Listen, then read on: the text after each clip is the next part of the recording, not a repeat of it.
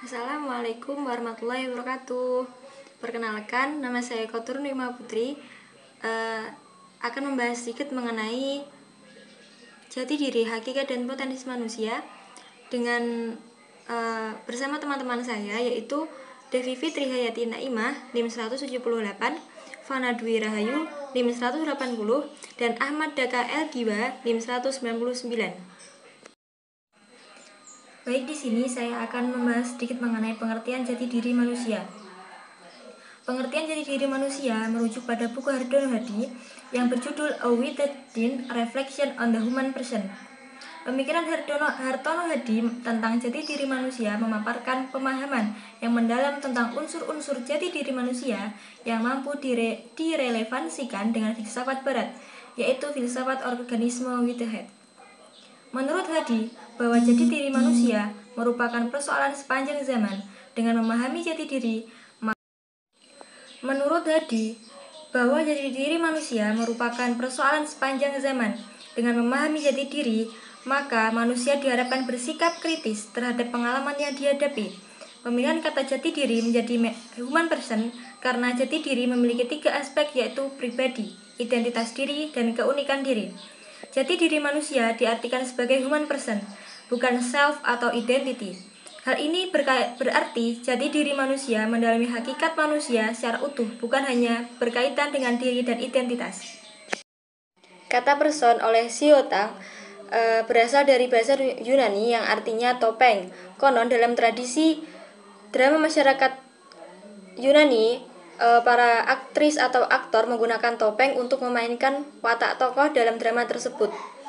Topeng sesungguhnya dipakai sebagai media untuk menghadirkan pribadi seseorang. Arti persona tidak lagi menunjuk pada topeng, melainkan pada makna yang ada di baliknya, yaitu jati diri. Jati diri manusia lebih tepat disebut human person, karena menunjuk pada hakikat manusia atau martabat manusia. Jati diri manusia mengandaikan pribadi manusia yang unik. Keunikan manusia karena manusia terdiri dari badan jiwa. Manusia mampu menentukan pilihannya sendiri dengan jiwa dan pikirannya. Manusia sebagai pribadi yang unik sekaligus memiliki identitas diri dalam lingkungannya, yang juga dihadapkan pada persoalan-persoalan sebagai manusia. Kemudian yang selanjutnya yaitu jati diri manusia sebagai persoalan filsafat manusia. Tujuan filsafat manusia adalah mendalami hakikat manusia. Manusia dengan mendalami esensi manusia, maka akan menemukan jati dirinya. Bahwa jati diri manusia mempunyai pengertian ganda. Pertama, jati diri manusia mengandaikan adanya kesatuan yang utuh di dalam diri manusia. Kesatuan ini begitu mutlak sehingga terasa begitu jelas. Ketunggalan di dalam dirinya sendiri yang tidak bias dibagi-bagi. Kedua, manusia yang terdiri dari bagian-bagian dan aspek-aspek yang begitu kaya. Manusia terdiri dari badan dan jiwa yang masing-masing mempunyai kegiatan, kemampuan, dan gaya, serta perkembangannya sendiri. Jati diri manusia memuat aspek-aspek unitas, kompleksitas, aspek historitas, dan aspek sosialitas yang akan dijelaskan oleh pemateri selanjutnya. Terima kasih. Pertama, badan dan jiwa manusia. Persoalan pertama tentang jati diri manusia adalah adanya aspek unitas sekaligus kompleksitas dalam diri manusia.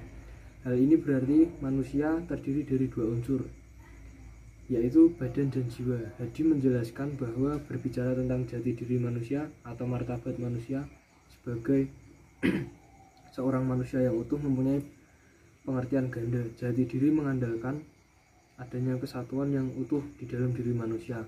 Kesatuan ini begitu mutlak sehingga terasa begitu jelas ketunggalannya di dalam dirinya sendiri dan tidak bisa dibagi-bagi.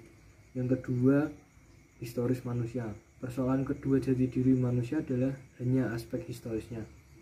Historitas atau kesejarahan menyatakan manusia senantiasa berubah dalam kehidupan.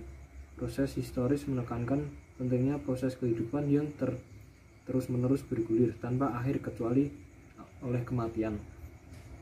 Menurut manusia di dalam proses historis tidak hanya dinilai dari sekarang, namun berkaitan dengan masa lalu dan proyeksi. Namun Proyeksi penilaian yang tidak hanya berhenti di sini, menggambarkan pentingnya penilaian yang tidak hanya berhenti pada masa lalu tertentu. Yang ketiga, sosialitas manusia. Persoalan ketiga jati diri manusia adalah aspek sosialitas. Aspek sosialitas manusia yang mempunyai martabat pribadi dengan kebebasannya sehingga tidak boleh dikorbankan demi kepentingan lain sebagaimana ditekankan oleh Mill sebagai makhluk sosial yang mempunyai martabatnya berkat hubungan erat dengan masyarakat sebagaimana oleh Dewey sebagai pelaku yang menyadari maksud tindakan masuk tindakannya. Saya akan menjelaskan materi selanjutnya yaitu tentang hakikat manusia. Dalam Kamus Besar Bahasa Indonesia, hakikat manusia itu bisa diartikan sebagai makhluk yang berakal budi. Jika dilihat dari segi biologis, manusia ini hampir tidak ada bedanya dengan hewan. Namun tetap ada bedanya. Bedanya ini terletak pada sisi rohaniah yang dimiliki manusia dan akal budinya. Manusia jika dilihat dari aspek antropologi atau ilmu yang mempelajari tentang hakikat manusia, itu disebut antropologi. Hakikat manusia berarti itu membahas tentang apa itu manusia. Dan ada 4 aliran yang menjelaskan tentang manusia. Yang pertama, aliran serba zat. Yang kedua, aliran serba ruh. Yang ketiga, aliran dualisme. Dan yang terakhir adalah aliran eksistensial. Dalam Islam, manusia ini dapat diartikan sebagai makhluk ciptaan Allah yang memiliki peranan penting dalam kehidupan di muka bumi ini. Manusia juga dipandang sebagai makhluk yang paling tinggi derajatnya dibanding makhluk ciptaan Allah yang lainnya. Adapun ayat Al-Quran yang menjelaskan tentang hakikat manusia, itu dibahas dalam surat Al-Baqarah ayat 30 yang berbunyi, wa idza qala rabbuka lil malaikati inna ja'ilu fil ardi khalifah qalu ataj'alu fiha man yufsidu fiha wa yasfiku dama'a wa nahnu nusabbihu bihamdika wa nuqaddisu lak qala inna a'lamu ma la ta'lamun, yang artinya, ingatlah ketika Tuhanmu berfirman kepada para malaikat, sesungguhnya aku hendak menjadikan seorang khalifah di muka bumi ini. Mereka menjawab, mengapa engkau hendak menjadikan khalifah di bumi itu, orang yang akan merusak padanya dan menumpahkan darah, padahal kami senantiasa mensucikan engkau.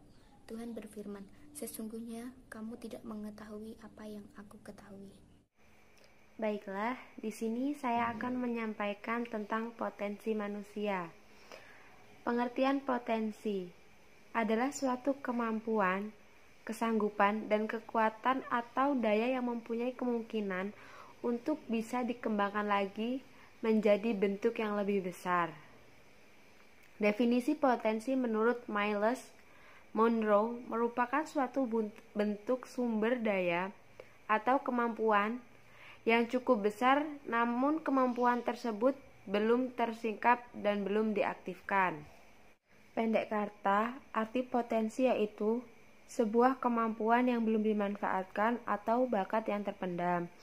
Potensi yaitu sebuah kemampuan pada diri seseorang atau keberhasilan yang ada pada diri orang tersebut, tetapi belum terwujud karena belum adanya latihan pada dirinya. Jadi dia tidak tahu kalau dia sebenarnya memiliki potensi dalam keberhasilan. Jadi potensi manusia adalah suatu kekuatan atau kemampuan dasar yang ada pada diri manusia tersebut yang telah ada pada dirinya, yang siap direalisasikan menjadi kekuatan dan manfaat nyata dalam kehidupan manusia di muka bumi ini, sesuai dengan tujuan penciptaan manusia oleh Sang Pencipta, Allah Subhanahu wa Ta'ala. Manusia diciptakan untuk mengabdi dan beribadah kepadanya. Yang selanjutnya yaitu jenis-jenis potensi manusia. Yang pertama ada akal pikiran atau otak manusia. Otak diklarifikasikan menjadi dua, yaitu otak kiri dan otak kanan. Otak kiri berfungsi untuk menghafal atau mengingat, logika atau berhitung, menganalisis, memutuskan, dan bahasa. Sedangkan otak kanan berfungsi sebagai imajinasi atau intuisi, kreasi, kreativitas, inovasi, dan seni. Otak bertugas untuk melakukan aktivitas berpikir, yaitu berpikir untuk melakukan sesuatu yang nyata atau hasil karya yang nyata melalui bahasa, logika, menghasilkan karya melalui proses berpikir. Semua itu dibutuhkan manajemen akal pikiran yang bersumber dari otak manusia. Azmi Azizah 2000 menjelaskan ada 10 etika umum dalam berpikir, yaitu yang pertama ada iman dan keyakinan, yang kedua ikhlas, yang ketiga tujuan, yang keempat sesuai syariat, yang kelima sungguh-sungguh dan sabar, yang keenam amanah dan tanggung jawab, yang ketujuh objek dan rasional, yang kedelapan kerjasama, yang kesembilan tema, dan yang ke-10 saran. Dengan 10 pokok etika umum dalam kegiatan berpikir ini diharapkan memberikan manfaat, maslahat, kesejahteraan, dan kemakmuran bagi seluruh umat manusia di muka bumi ini. Jenis potensi diri manusia yang kedua yaitu hati atau kolbi. Hati berfungsi untuk melihat diri kita, apakah diri kita baik, sangat baik, kurang baik, tidak baik, ataupun yang lainnya. Yang secara umum kita dapat mengenali potensi indera kita yang disebut dengan panca indera, yaitu indera yang berjumlah 5. Kelima indera tersebut berupa mata, telinga, hidung, mulut, dan kulit. Demikian penjelasan dari kelompok kami. Kurang dan lebihnya kami mohon maaf, dan kepada Allah kami mohon ampun. Wassalamualaikum warahmatullahi wabarakatuh.